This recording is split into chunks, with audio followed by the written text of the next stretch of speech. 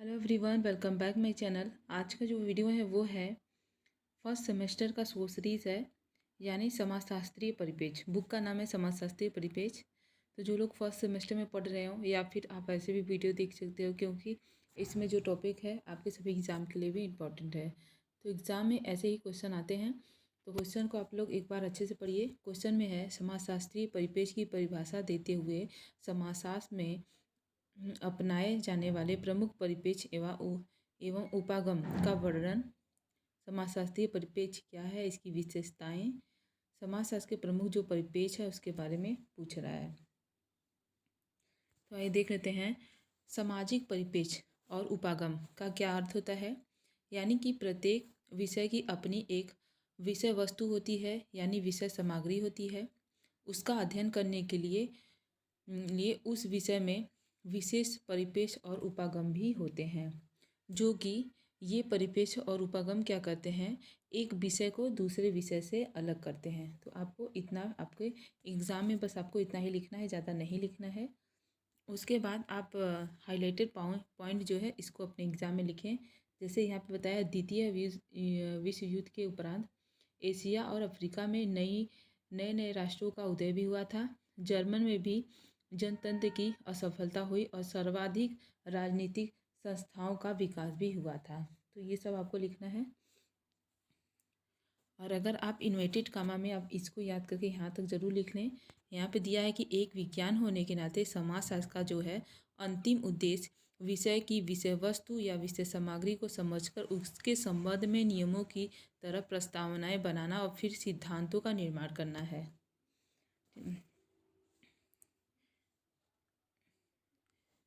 आप यहाँ से भी यहाँ तक इसको भी लिख लें कि उपागम का शाब्दिक अर्थ क्या होता है, कि उपधन आगमन अर्थात वास्तविकता के नज़दीक ले जाना। इतना भी आपको लिखना है। आइए जान लेते हैं समाजशास्त्रीय परिपेक्ष एवं उपागम की क्या विशेषताएं हैं। समाजशास्त्रीय परिपेक्ष उपागम में जो प्रमुख विशेषताएं हैं, पहला है वैज्ञानिक प्रकृति।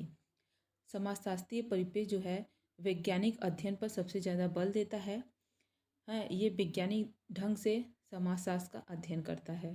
वहीं पे समन्वयात्मक प्रकृति, समाजशास्त्रीय परिपेक्ष जो है एक समन्वयात्मक प्रकृति है। यह इस बात पर ज़्यादा बल देता है कि समाज के जो विभिन्न अंग जो हैं पारस्परिक संबंधित हैं, और यदि किसी एक भाग में परिवर्तन होता है तो पूरे समाज पर उसका प्रभाव देखने को मिलता है। वहीं पे तीसरा है वस्तुनिष्ठता। समाजशास्त्रीय परिपेक्ष या उपागम जो है वो निष्पक्ष और वस्तुनिष्ठ होते हैं। वह अध्ययन करने में ये जो है कोई भी समस्या है उसका स्पष्ट उसका हल निकालते हैं, और किसी भी विषय में विषय वस्तु का अध्ययनों का होना उस विषय के विकास के लिए बहुत ही ज़रूरी होता है। कोई भी विषय जो है अगर वह निष्पक्ष एवं वस्तुनिष्ठ नहीं होता तो वो जो विषय है उसका विकास होना बहुत ही मुश्किल हो जाता है। इसलिए किसी भी सब्जेक्ट के लिए यानी समाजशास्त्र के लिए वस्तुनिष्ठता का होना, निष्पक्ष होना बहुत ही ज़रूरी हो जाता है। नेक्स्ट है विश्लेषणात्मक प्रकृति। समाजशास्त्रीय परिपेक्ष जो है सामाजिक परिस्थितियों और घटनाओं का और क्रियाओं को समझने में सहायता प्रदान करता है, बल्कि उसका विश्लेषण भी करता है। विश्लेषण के किसी भी विषय में सिद्धांतों का निर्माण नहीं किया जाता, यानी बिना विश्लेषण के किसी भी सिद्धांत का निर्माण नहीं किया जा सकता। व्यापकता एवं खुलापन। समाजशास्त्रीय परिपेक्ष जो है अन्य इसकी विशेषताएं जो है वह एक खुलापन है, इसमें व्यवस्था भी पाया जाता है। समाजशास्त्रीय परिपेक्ष जो है समन्वित होने के साथ साथ अत्यंत व्यापक और खुले भी हैं, क्योंकि इसके द्वारा जीवन के सभी पक्षों का समग्र रूप से अध्ययन किया जाता है। सभी जीवन के सभी पहलुओं का इसमें अध्ययन किया जाता है।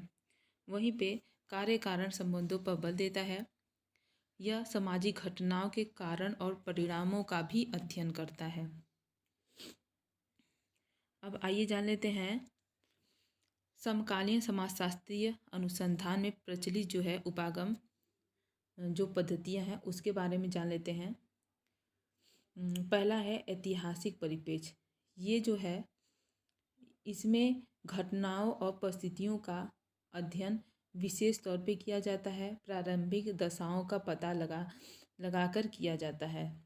इसमें बोटोमोर ने कहा है, अगर आपको ये आप लिख सकते हो तो आप लोग ज़रूर लिखें बोटोमोर की बातें, जो कि ऐतिहासिक परिप्रेक्ष्य का एक उद्देश्य होता है कि जिसमें समाजशास्त्र एक है, वैज्ञानिक ऐतिहासिक व्याख्या यानी ऐतिहासिक चीज़ों का जो स्टार्ट हुआ था किस तरह से किया गया है उसके बारे में, किस तरह से अध्ययन किया गया है इसके बारे में जानने के लिए इसका प्रयोग किया जाता है।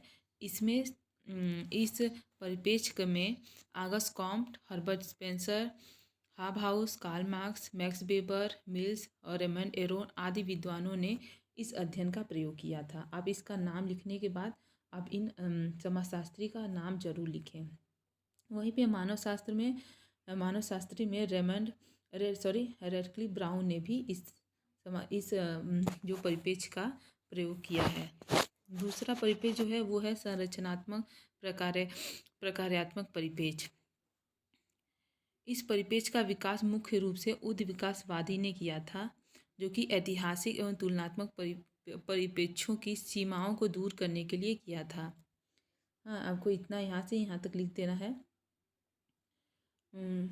इसमें पर्याप्त सफलता भी मिली। सभी जितने भी समाजशास्त्री हैं इसमें सफलता में भी मिली। सरल शब्दों में हम कह सकते हैं कि यह परिप्रेक्ष्य जो है संपूर्ण इकाई का उसकी संरचना एवं प्रकार के आधार पर वैज्ञानिक ढंग से इसका विश्लेषण भी करता है। समाजशास्त्र में इस परिप्रेक्ष्य के साथ स्पेंसर, दुर्खीम, मर्टन, पार्सन्स और तथा लेविस जैसे विद्वानों के नाम आते हैं। मानवशास्त्र में रेडक्लिफ ब्राउन, मेलिनोवस्की, नाडल और फुटस और तथा बिर्थ इत्यादि विद्वानों के नाम भी आते हैं। तो इन लोगों के नाम भी आपको एग्जाम में लिखने हैं। डाल के आप इतने कौन हर पेज के साथ साथ वैज्ञानिक समाजशास्त्री का नाम भी लिखेंगे तब भी उतना चलेगा। वहीं पे तुलनात्मक परिप्रेक्ष्य ये जो है समाजशास्त्र और मानवशास्त्र का सर्वोत्तम सबसे अच्छा उच्च परिप्रेक्ष्य माना जाता है। दुर्खीम सबसे पहले समाजशास्त्री थे जिन्होंने इस परिप्रेक्ष्य का प्रयोग किया था। इसमें अपने सिद्धांत आत्महत्या अपने सिद्धांत में इसका प्रयोग किया था। अब इतना लिखें, ज़्यादा नहीं लिखना है आपको। वहीं पे एथोडोमेथोडोलॉजी ये जो परिप्रेक्ष्य है सिद्धांत है, ये पिछले 15 से 20 वर्ष में सामाजिक घटनाओं का अधिक यथार्थ तथा वास्तविकता का प्रत्यक्ष एवं निकटता के साथ अध्ययन करता है। दैनिक जीवन में क्या हो रहा है, मनुष्य के क्या व्यवहार है, इसके बारे में ये बताता है। इसमें 3 बातें मेनली देखा जाता है कि दैनिक जीवन की सामान्य क्रियाएं, भाषा का सामाजिक पक्ष और सामाजिक प्रतिमानों का व्यवहारिक पक्ष के अध्ययन को विशेष महत्व दिया जाता है। 5वां है सांख्यिकीय परिप्रेक्ष्य। ये परिप्रेक्ष्य जो है परिमाणात्मक अध्ययन से अधिक उपयोगी होता है, क्योंकि इसमें जो है जो घटनाओं की व्याख्या की जाती है तुलना के आधार पर घटनाओं का जो है अध्ययन किया जाता है। इसमें निश्चितता, परिशुद्धता और विश्वसनीयता, स्पष्टता सभी पाया जाता है। व्यवहारिक तथा अंतःक्रियात्मक परिप्रेक्ष्य। ये जो परिप्रेक्ष्य है ये मानव व्यवहार की अवधारणा को प्रतिष्ठित करती है, क्योंकि इस परिप्रेक्ष्य में व्यक्तियों के व्यवहार के अध्ययन पर बल दिया जाता है। ये जो परिप्रेक्ष्य है इसमें व्यक्तियों के व्यवहार जो है कैसा इनका व्यवहार है उस पर अध्ययन किया जाता है। इसमें इन्होंने 3-4 पॉइंट बताए हैं। इसमें बताया कि व्यक्तियों और सामाजिक समूह के व्यवहार पर विश्लेषण करने में ये सहायक होता है। यानी इसमें मनोविज्ञान, समाजशास्त्र और सांस्कृतिक मानवशास्त्र से विषय संदर्भ लेकर अनुसंधान सिद्धांत का विकास किया जाता है। यानी सभी क्षेत्रों से कुछ टॉपिक्स लेकर इस सिद्धांत का निर्माण किया जाता है। ये सब टॉपिक अब देख लें। 7वां जो है उसमें है संघर्षात्मक परिप्रेक्ष्य। ये जो परिप्रेक्ष्य है इस परिप्रेक्ष्य में तनाव और संघर्ष का विश्लेषण किया जाता है। इसके समर्थक हमारा ध्यान इस बात की ओर आकर्षित करते हैं कि आधुनिक समाज जो है तनाव और संघर्ष से आक्रांत है। इसमें डेरेंडाफ के अनुसार संघर्ष, इनका ये आपको लिखना पड़ेगा। इन्होंने कहा कि संघर्ष परिप्रेक्ष्य की यह विशेषता है कि इसमें स्वीकार करते हैं कि प्रत्येक जो समाज है सदा परिवर्तन की प्रक्रिया के अधीन रहता है। सामाजिक परिवर्तन जो है सर्वव्यापी है। साथ ही प्रत्येक समाज सदा मतभेद और संघर्ष प्रदर्शित भी करता है। ये सब बताया है। विनिमयवादी जो परिपेक्ष है, ये जो परिपेक्ष है ये अधिक सुसंगत सैद्धांतिक व्यवस्था नहीं है। इसमें ब्रिटिश व्यक्तिवादी दृष्टिकोण यानी फ्रांसीसी समूहवादी दृष्टिकोण के तत्व पाए जाते हैं। ये जो है अर्थशास्त्र, प्रकारवादी मानवशास्त्र और व्यवहारवादी मनोविज्ञान का विश्लेषण है, यानी सभी का एक मिश्रण ये है। अर्थशास्त्र, प्रकारवादी मानवशास्त्र तथा व्यवहारवादी मनोविज्ञान का एक मिश्रण है ये। इसमें भौतिक अथवा अभौतिक को ध्यान में रखकर शामिल किया गया है, यानी कीमत और फायदों को ध्यान में रखकर किया गया है। वहीं पे इसमें दो पक्ष आ जाते हैं, दो पॉइंट आ जाते हैं। पहला आगमन परिपेक्ष। ये जो परिपेक्ष है इसमें विशिष्ट से सामान्य की ओर बढ़ने के लिए प्रयास किया जाता है, यानी विशिष्ट से सामान्य की ओर। और जो दूसरा है निगमन, इसमें सामान्य से विशिष्ट की तरफ जाने पर बल देता है। यहाँ पे वीपी यंग जो इन्होंने इनका भी आपको ये पॉइंट आपको जो वीपी यंग का दोनों अगर आप याद करके अपने एग्ज़ाम में लिखेंगे तो आपको अच्छे मार्क्स मिलेंगे। तो आप लोग इस पॉइंट को मिस बिल्कुल भी मत करें। 10वां है प्रयोगात्मक परिपेक्ष। ये जो है प्रयोगशाला परिपेक्ष द्वारा किया जाता है। हाँ, इसका अध्ययन किया जाता है प्रायोगिक तरीके से। इसमें अध्ययन वस्तु को सामने रखकर उसका अध्ययन किया जाता है। कोई भी वस्तु उसको सामने रखकर इसका अध्ययन किया जाता है। इसमें नियंत्रित समूह और प्रायोगिक समूह दोनों आ जाते हैं।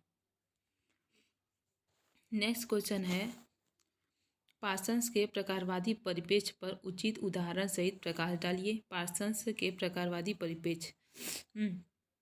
तो पार्सन्स का जो परिपेक्ष था वो अमेरिकी समाजशास्त्री पार्सन्स का नाम विशेष एवं घनिष्ठ तौर पे आता है। संरचनात्मक प्रकारवाद के जो सबसे पहले प्रेरणा है वो दुर्खीम को माना जाता है। उसके बाद पार्सन्स ने इसमें अपना बहुत ही ज़्यादा योगदान दिया। इन्होंने कहा कि पार्सन्स की अनेक रीति व लेखकों में प्रकार्यात्मक विश्लेषण वाले विचार काफ़ी पाए जाते हैं। दुर्खीम की तरह पार्सन्स भी अपना विश्लेषण इस प्रश्न से प्रारंभ करते हैं कि जो सामाजिक व्यवस्था है किस प्रकार बनती है। उसका कहना है कि सामाजिक जीवन का लक्षण पारस्परिक लाभ और शांतिपूर्वक सहयोग है, न कि पारस्परिक शत्रु और विनाश। ये पार्सन्स भी मानते हैं। पार्सन्स थॉमस जो हैं हॉब्स के कौन से एक समाजशास्त्री हॉब्स के सामाजिक समझौते के सिद्धांत से सहमत नहीं है। कौन? पार्सन्स। हॉब्स ने व्यक्ति को तर्कना परक यानी स्वार्थी और मतलबी कहा। हॉब्स ने क्या कहा? व्यक्ति को स्वार्थी और मतलबी व व्यवस्थित समाज इस डर से बनता है कि कहीं सभी का सभी के विरुद्ध युद्ध शुरू न हो जाए। हॉब्स का यह स्पष्टीकरण दुर्खीम के स्पष्टीकरण से काफ़ी अलग है, काफ़ी भिन्न है, क्योंकि दुर्खीम नैतिक प्रतिबद्धता और सामाजिक नियमों पर अधिक बल देते हैं। पार्सन दुर्खीम के विचारों से काफ़ी ज़्यादा सहमत है। हाँ, यहाँ पे है पार्सन्स का प्रकारवादी परिपेक्ष। आपको पॉइंट डालकर लिखना है। पार्सन्स ने व्यापारिक सौदे के आधार पर उदाहरण दिया। व्यापारिक सौदे के उदाहरण द्वारा अपने विचारों का स्पष्टीकरण किया था। इन्होंने कहा कि व्यापारिक सौदा ऊपर से देखने पर हॉब्स की तरह, इन्होंने कहा कि व्यापारिक जो सौदा होता है ऊपर से देखने में तो ये मतलबी और स्वार्थी होता है, लेकिन उसमें ऐसी वास्तविकता नहीं है, लेकिन वो ऐसा नहीं है। व्यापारिक अनुबंध जो है नियम और आदर्शात्मक नियमों की व्यवस्था के आधार पर होता है। यानी जो व्यापार होता है उसमें स्वार्थ देखा जाए तो ऊपर से तो देखने में उसमें स्वार्थ होता है, लेकिन ऐसा कुछ नहीं है, वो नियमों के आधार पर ही बनता है। पार्सन्स के अनुसार नैतिक वचनबद्धता दोनों पक्षों को उस नियमों को पालन करने के लिए बाध्य करते हैं। यानी कि जो व्यापार है, हमें एक दूसरे से व्यापार करना है तो उसमें क्या है, नैतिक वचन यानी कि हमारे जो विचार है, हमारी बातों को उसमें बहुत ज़्यादा महत्व दिया जाता है कि अगर आपने मुझे ये सामान दिया तो मैं आपको इसके बदले इसका पैसा देंगे, इस तरह से, यानी कि वहाँ पे मूल्य ज़्यादा इम्पोर्टेंट हो जाते हैं। ऐसा नहीं होता कि वहाँ पे स्वार्थ छुपा होता है। देखने में लगता है कि स्वार्थ है, लेकिन तो देखा जाए तो सभी मिलकर कार्य करते हैं समाज में। इन्होंने कहा कि बलपूर्वक या धोखाधड़ी से जो भी अनुबंध होते हैं वे बाध्यकारी नहीं होते। मूल्यों में मत्यक समाज में एकीकरण का प्रमुख नियम है। इन्होंने मत्यक पर ज़्यादा ध्यान दिया। इन्होंने कहा कि मूल्य के द्वारा ही समाज में एकता होता रहता है। यहाँ पासस ने मूल्य यानी मत्यक पर अत्यधिक बल दिया था। इन्होंने कहा कि समाजशास्त्र का मुख्य उद्देश्य सामाजिक व्यवस्था यानी मूल्यों के प्रतिमानों के संस्थाकरण की उनके अनुकूल व्यवहार करना जरूरी हो जाता है। इन्होंने इसमें दो तरह के बातों को स्पष्ट बताया कि क्या जरूरी है। पहला, इन्होंने कहा कि समाज में सामाजिकरण होना बहुत जरूरी है, जो सामाजिकरण जो है पीढ़ी दर पीढ़ी हस्तांतरित होती है। वहीं पे द्वितीय, इन्होंने दूसरा बताया, सामाजिक नियंत्रण से जो है समाज पे अंकुश और संतुलन बना रहता है। सामाजिक व्यवस्था के लिए इन दोनों बातों का होना जरूरी होता है। तीसरा, इन्होंने बताया कि समाज को एक व्यवस्था इन्होंने माना, इन्होंने समाज को एक व्यवस्था माना। वहीं पे सामाजिक व्यवस्था जो है व्यक्तिगत कर्ताओं की बहुलता होती है। इसमें अंतःक्रिया अथवा अर्थपूर्ण एवं उद्देश्यपूर्ण होती है। सामाजिक व्यवस्था जो है उसमें जो क्रिया होते हैं, जो बातें होती हैं, वो अर्थपूर्ण होती हैं। पांचवा में बताया कि इन्होंने इकाई यानी कर्ता, उनकी क्रियाएं, स्थिति और भूमिका समूह है, इसके बारे में इन्होंने बताया था। तो आपको ऐसे पॉइंट डाल के लिख देना है। मर्टन ने अपने उपनिदेशन में निम्नलिखित पहलुओं पर प्रकाश भी डाला है। यहाँ पे मर्टन की बातें आती हैं। मर्टन ने प्रकारात्मक विश्लेषण की अधिक अच्छे से इसके बारे में बताया था। इन्होंने बताया कि वे इकाइयाँ जिनका विश्लेषण प्रकारात्मक हो सकता है। मर्टन का विचार था कि प्रत्येक प्रकार के समाजीकरण जो है उसका विश्लेषण प्रकारात्मक हो सकता है। इसमें मौलिक अपेक्षा भी होती है, जिसमें भूमिकाएं, संस्थागत प्रतिमान, सामाजिक क्रियाएं, सामाजिक मान्यताएं, सामाजिक संरचना है। इसमें आत्मनिष्ठ और प्रतिमानों तथा संबंधी अवधारणाएं, जिसमें उनका उद्देश्य भी होता है। वहीं पे इन्होंने वस्तुनिष्ठ प्रतिमानों की अवधारणाएं, जिसमें प्रकार अप्रकार की बात कही। इसमें चौथा में इन्होंने बताया कि प्रकार निभाने वाली इकाई की अवधारणा के बारे में इन्होंने बताया।